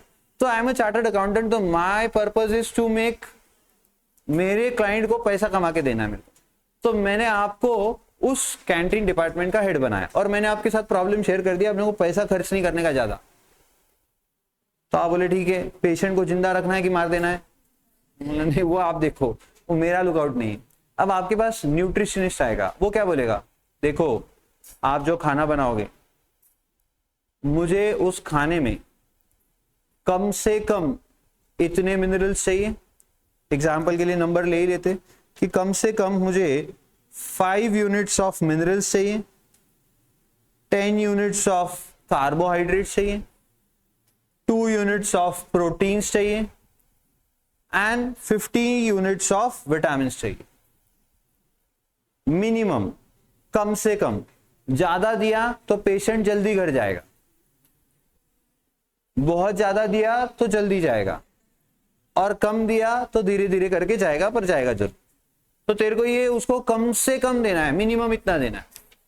अब आप कैंटीन डिपार्टमेंट के हेड हो, आपके पास में अलग अलग फूड खरीदने की चॉइसेस है जिसमें ये सब चीजें है, मिनरल्स है, विटामिन है, कार्बोहाइड्रेट्स है और प्रोटीन है।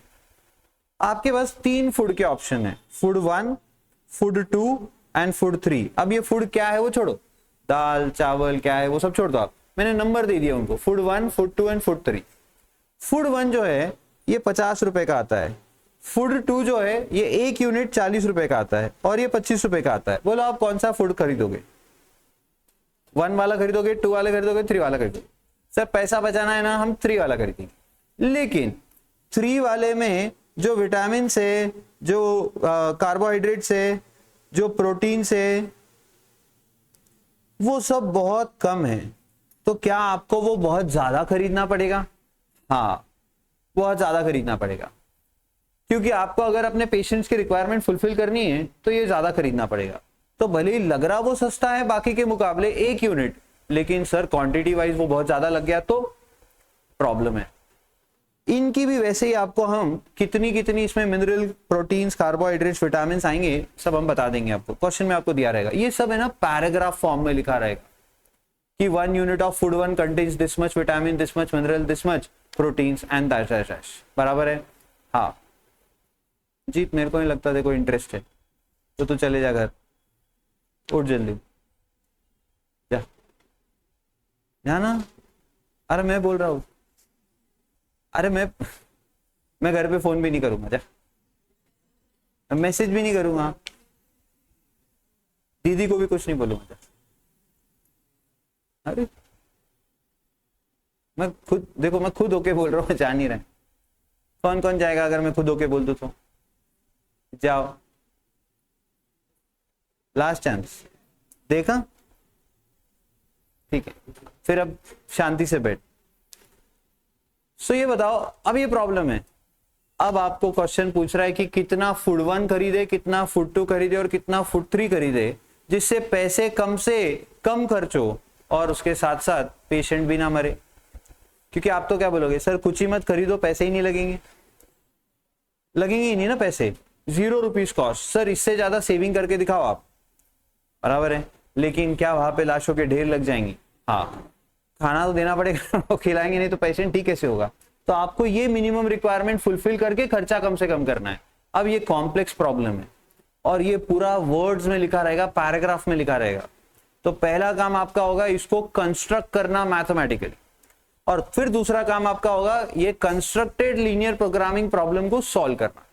तो फर्स्ट जॉब हमारा होगा कि इसको पहले कंस्ट्रक्ट करो, एंड सेकेंड जॉब होगा फिर इसको सॉल्व करके दिखाओ और निकाल के दिखाओ कि कौन सा फूड जो है वो कितना हमने खरीदना चाहिए। तो बहुत इंटरेस्टिंग रहेगा। इसमें अलग अलग कॉम्प्लेक्स प्रॉब्लम हमारे सामने आएंगे, जिनको हम पहले मैथमेटिकली कंस्ट्रक्ट करेंगे और फिर उन्हें सॉल्व भी करेंगे। दोनों स्टेप्स में आपको ये करना पड़ेगा। आपको एग्जाम में क्वेश्चन कोई भी एक आएगा, या तो प्रॉब्लम को कंस्ट्रक्ट करके बस एक लीनियर प्रोग्रामिंग प्रॉब्लम बना के दिखाओ, सॉल्व मत करो, या फिर बना बनाया प्रॉब्लम दे देंगे, आप सॉल्व करके दिखाओ। दोनों में से कोई भी एक चीज आपको आएगी। ये 2 पार्ट्स में हम इसको सीखेंगे। देन आएगा चैप्टर नंबर 7। ये आपका फेवरेट चैप्टर बनने वाला है। इसका नाम है क्या?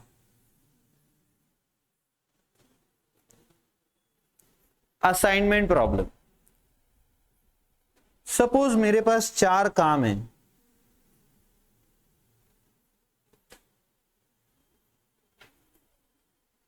ये चारों काम मुझे करवाने हैं, ठीक है, और 4 लोग हैं। आप चारों या आप चारों, इनके नाम रख देते A, B, C and D। तो मैं पहले ए से पूछ रहा हूं कि अगर आपको फर्स्ट काम मैं करने बोलूं तो कितने पैसे आप चार्ज करोगे? तो आप पूछोगे काम क्या है, तो समझ लो कुछ तो एक एग्जाम्पल सॉल्व करना है, ठीक है, पर आपको उसके पैसे मिलेंगे। आप बताओ, फर्स्ट प्रॉब्लम सॉल्व करना है, थोड़ा कॉम्प्लेक्स प्रॉब्लम है, कितने पैसे चार्ज करो? बोलो, कोई भी नंबर बोलो।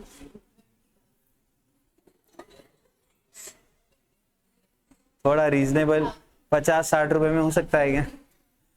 चलो, इसने 20,000 बोला है, मैं रुपीज इन थाउजेंड्स लिख देता हूं, ठीक है। तो ये रुपीज इन थाउजेंड्स है। आप वर्कर बी हो, आपको वही सेम काम मैंने फर्स्ट वाला काम दिया, तो आप कितना पैसा लोगे उसको सॉल्व करने के लिए? 22,000। तो आप कितना चार्ज करोगे? 40,000।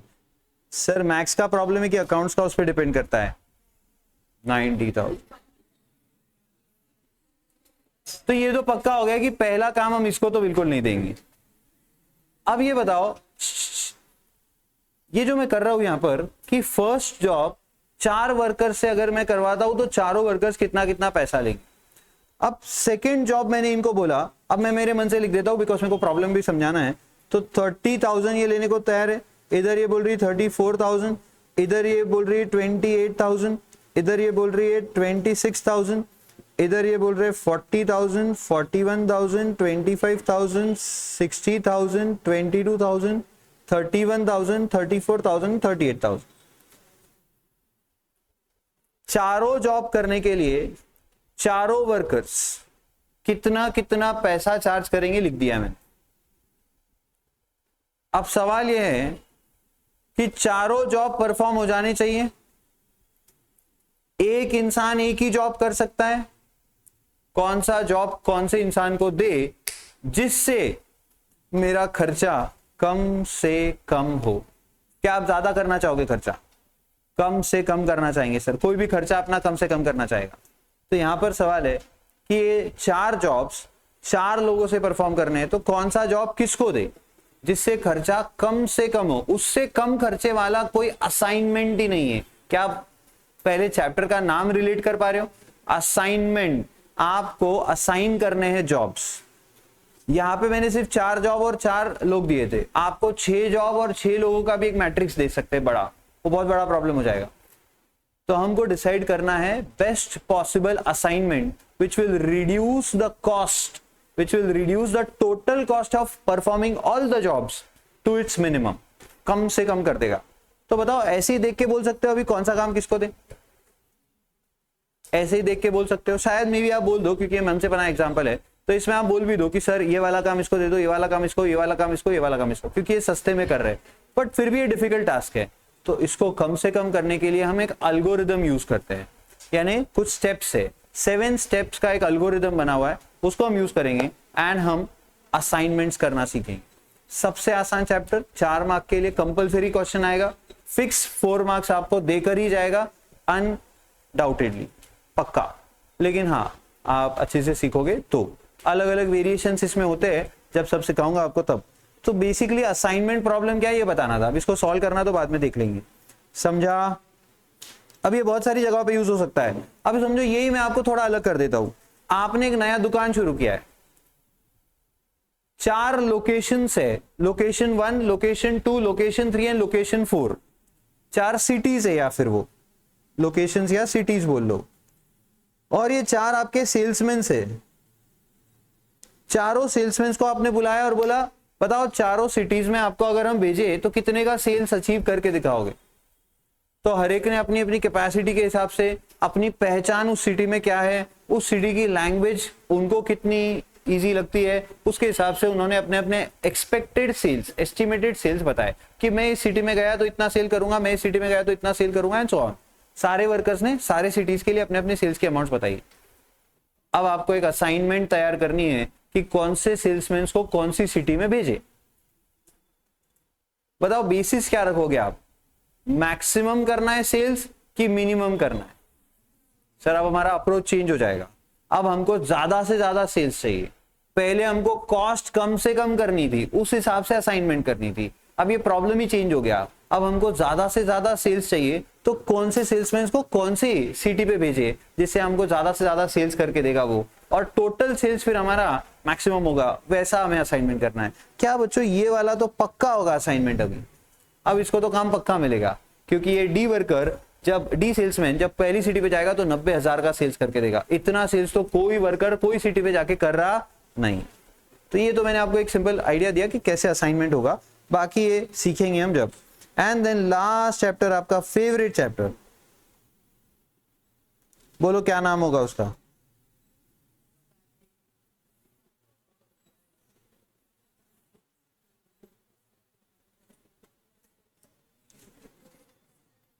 प्लीज आप एक बात समझिए, प्रोबेबिलिटी और प्रोबेबिलिटी डिस्ट्रीब्यूशंस दोनों में जमीन आसमान का फर्क है।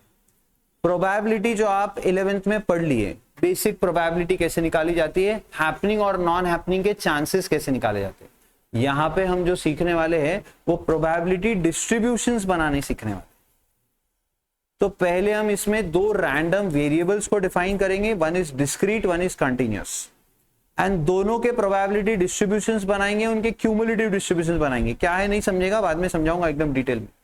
और फिर हम कुछ बहुत ही इंपॉर्टेंट थ्योरेटिकल डिस्ट्रीब्यूशंस पढ़ेंगे जिन्हें कहते हैं बाइनोमियल, पॉइजन एंड नॉर्मल। पर नॉर्मल अब आपके सिलेबस में नहीं है, तो आपको बाइनोमियल और पॉइजन डिस्ट्रीब्यूशन पढ़ने मिलेगा। बेसिकली ये क्या है, थोड़ा सा आइडिया दे रहा हूं सिर्फ।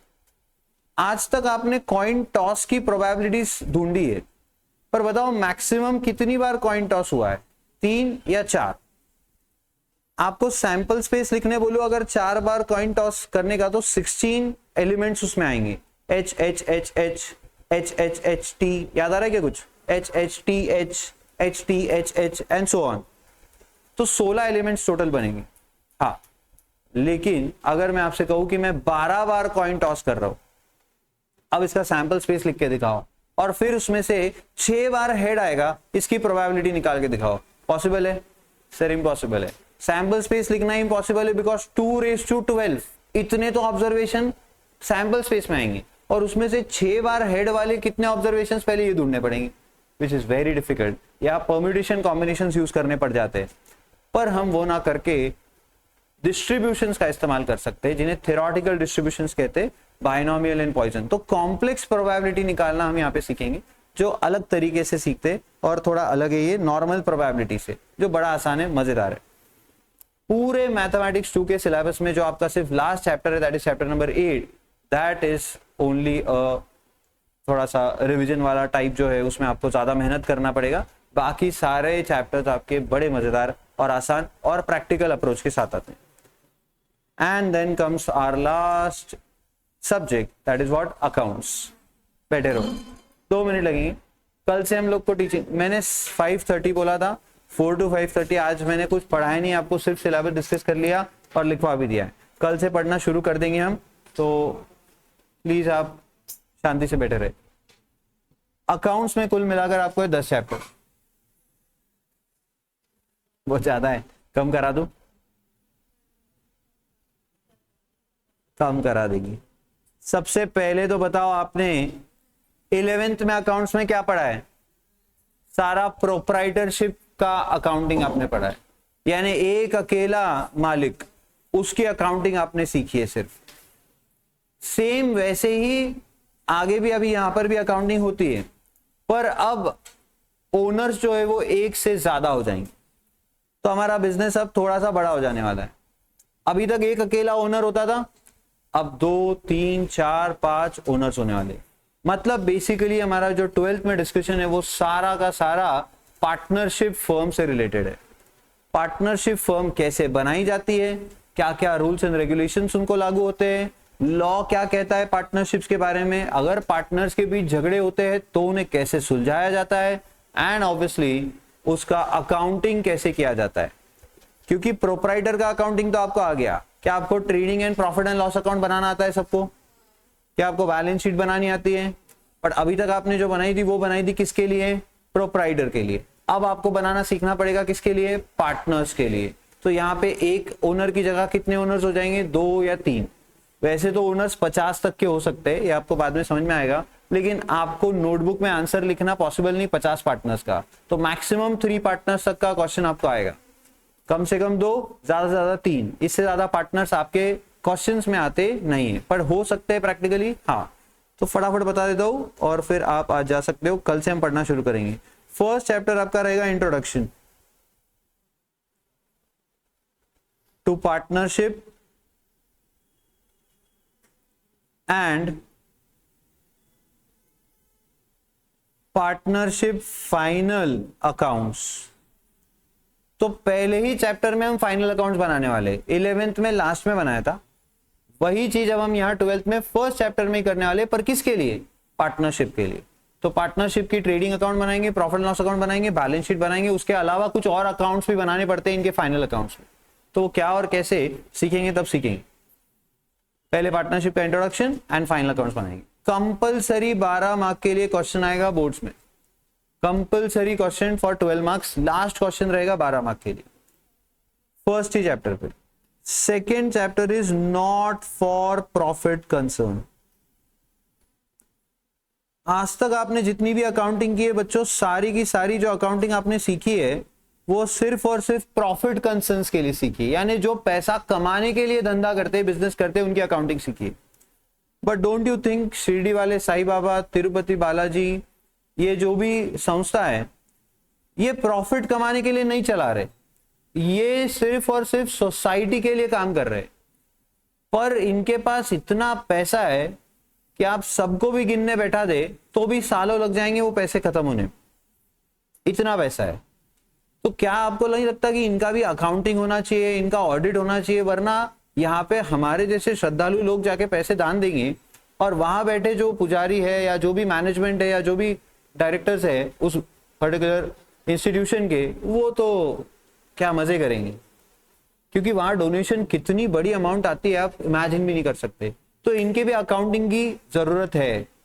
तो हम यहाँ पर सीखेंगे नॉट फॉर प्रॉफिट जो ऑर्गेनाइजेशंस होती है, यानी जो प्रॉफिट कमाने के लिए काम नहीं करते, उनकी अकाउंटिंग कैसे की जाती है, उनके फाइनल अकाउंट्स कैसे बनाए जाते हैं, वो हमें सीखना है चैप्टर नंबर 2 में।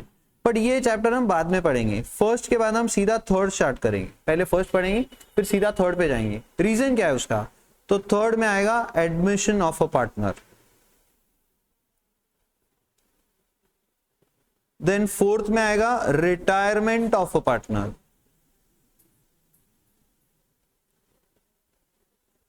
देन फिफ्थ में आएगा डेथ ऑफ अ पार्टनर,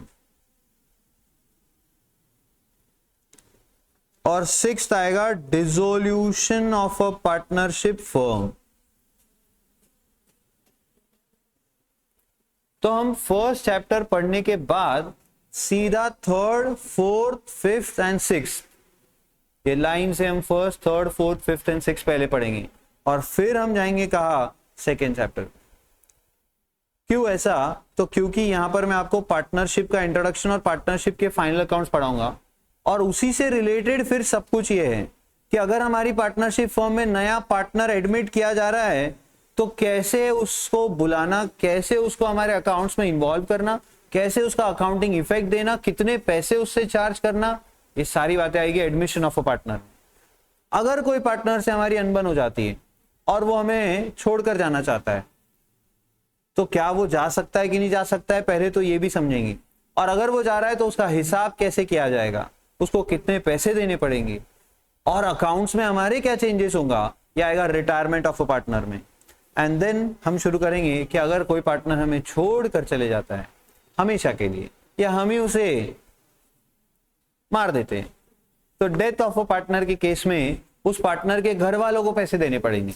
तो वो कितने देने पड़ेंगे, कैसे कैलकुलेट किए जाएंगे और ऑब्वियसली उसका केस अकाउंटिंग में कैसा उसका ट्रीटमेंट आएगा, ये डेथ ऑफ अ पार्टनर।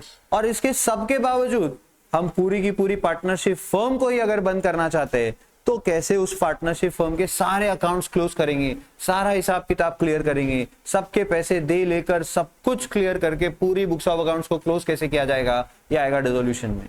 मतलब हम फर्स्ट चैप्टर में पार्टनरशिप फर्म शुरू करना सिखाएंगे और सिक्स चैप्टर में आपको उसको बंद भी करना सिखाएंगे। आ रही बात समझ? और फिर हम पढ़ेंगे नॉट फॉर प्रॉफिट कंसर्न, कि अगर कोई हमारा बिजनेस ऐसा है जो प्रॉफिट कमाने के लिए नहीं हो रहा है तो उसका अकाउंटिंग कैसे किया जाता है।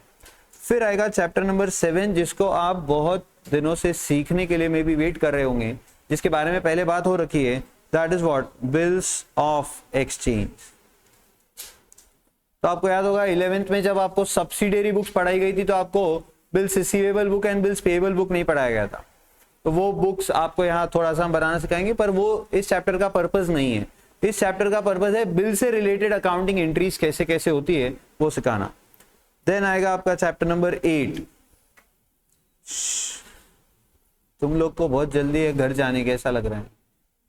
तुम्हारी तो बात ही अलग है, तुमको तो तभी बोला था चले जाओ, तुम क्यों नहीं गए। बट बाकी बच्चे ऐसा मत करो, अभी तक हमारा टाइम भी नहीं हुआ है। मैंने जितना टाइम बोला उतने टाइम में बराबर छोड़ दूंगा। 5:30 बोला था मैंने ग्रुप पे, तो 5:30 तक तो बैठना पड़ेगा। तुम तो 5:15 से ही तुम भागने की तैयारी कर रहे हो। कौन सी घड़ी में हुए 5:30? अभी 2 मिनट बाकी है, अभी 2 मिनट बाकी है। नहीं, इसके आईपैड के हिसाब से चलेंगे मैं, ये टाइमर है, ठीक है। तो बिल्स ऑफ एक्सचेंज के बाद हम पढ़ेंगे, मैं ही भूल गया, यस, इशू ऑफ शेयर्स, यानी कंपनी अकाउंट्स हमें पढ़ना है। बेसिकली कंपनी अकाउंट्स, पार्टनरशिप खत्म तो तीसरा टाइप ऑफ ऑर्गेनाइजेशन शुरू होता है, कंपनी। 11th में पढ़ा प्रोप्राइटर, 12th की स्टार्ट में पढ़ा पार्टनरशिप, एंड एंड में पढ़ेंगे कि कंपनी जब शेयर्स बेचती है तो कैसे शेयर्स बेचती है, शेयर्स के टाइप्स क्या होते हैं, और शेयर्स जब कंपनी बेचती है तो उसकी अकाउंटिंग एंट्रीज वो कैसे करती है। एंड फिर 9th हम पढ़ेंगे एनालिसिस ऑफ फाइनेंशियल स्टेटमेंट्स। तो आज तक फाइनेंशियल स्टेटमेंट तो काफी बना लिए, पर उसको एनालाइज करना नहीं सीखा। तो एनालाइज करना सीखेंगे, उसको यूज करना सीखेंगे। And finally computer in accounting, जो कि एक थ्योरी चैप्टर होगा, और ऐसा आपका पूरा सिलेबस बनेगा 11th अकाउंट्स का। स्टार्ट हम कल से कर देंगे पार्टनरशिप फाइनल अकाउंट्स, ठीक है। That's it for today. कल, एक मिनट रुको, एक इंपॉर्टेंट अनाउंसमेंट। आपका क्लास का टाइम जो है, आज हमने सिर्फ इंट्रोडक्शन के लिए आपको 4 से 5:30 बुलाया था। आपका क्लास का टाइम जो है वो कॉलेज को कनेक्टेड रहेगा, तो कॉलेज के बाद रहेगा। फिलहाल आपकी कॉलेज चालू नहीं है, तो इसलिए हमने टाइम रखा है अभी 2 से 4। 2 से 3 आपका रहेगा मैक्स, और 3 से 4 रहेगा तुरंत अकाउंट्स, कल ही दोनों पढ़ाने चालू कर दिए जाएंगे, क्योंकि मई मंथ में आपको पूरा महीना छुट्टी रहेगी। ये बात सुने, आपका अभी मार्च का जो भी 4-5 दिन बचा है, मार्च के 4-5 दिन क्लास चलेगा, फिर अप्रैल महीना पूरा महीना क्लास चलेगा, जितना भी सिलेबस हम कवर कर सकते हैं उसमें कवर करेंगे पोलाइटली आराम से। मई मंथ आपको फुल मंथ हॉलीडे रहेगा, समर हॉलीडेज। जून में आपका क्लास रिज्यूम करेगा। तो अभी आपका फिलहाल टाइम है 2 से 4, बाद में इसे हम मॉर्निंग में करने वाले, बाद में यानी देखते हैं जब आपका फ्री टाइम आएगा तब। तो कल 2 बजे मिलेंगे अपन, 2 से 3 मैथ्स और 3 से 4 अकाउंट्स। जो भी बच्चे ग्रुप पर ऐड नहीं हुए हैं प्लीज वो ग्रुप पे ऐड करवा के जाए खुद को, ताकि उस पर आपको जो भी मैसेज आए वो मिल जाए। Bye, take care.